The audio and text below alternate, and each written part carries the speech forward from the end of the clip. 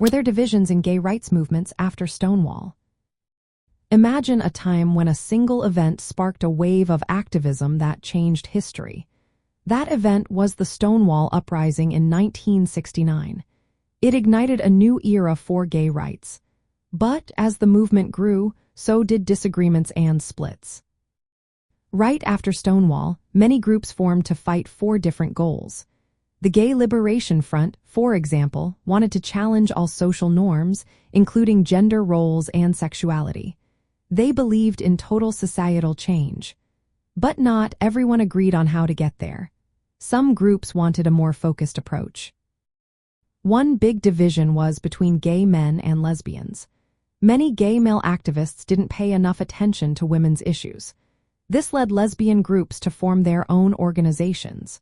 Groups like the Lesbian Liberation Front and Radical Lesbians emerged to fight for women's rights and challenge sexism within the movement. They felt ignored and wanted their voices heard. Race also played a role in dividing the movement. People of color often felt left out of white-led gay organizations. They created their own groups or worked within racial justice movements. Transgender activists like Sylvia Rivera and Marsha P. Johnson started groups such as the Street Transvestite Action Revolutionaries. They aimed to address issues faced by trans and gender nonconforming people, who were often pushed aside in mainstream activism.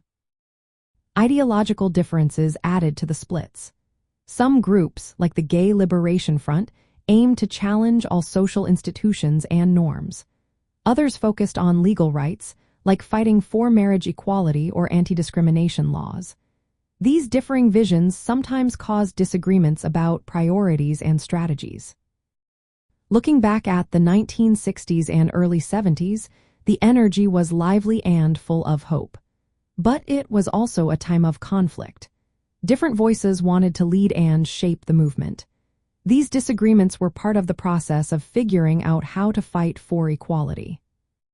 In practical terms, the gay rights movement was never just one unified group. It was a collection of many groups with different ideas and goals. This fragmentation made the movement stronger in some ways but also more complicated. Over time, alliances shifted, and new groups formed to meet the diverse needs of the community. So, yes, there were divisions after Stonewall. But those splits helped shape the future of LGBTQ activism. They showed that fighting for rights meant listening to many different voices and finding ways to work together despite differences.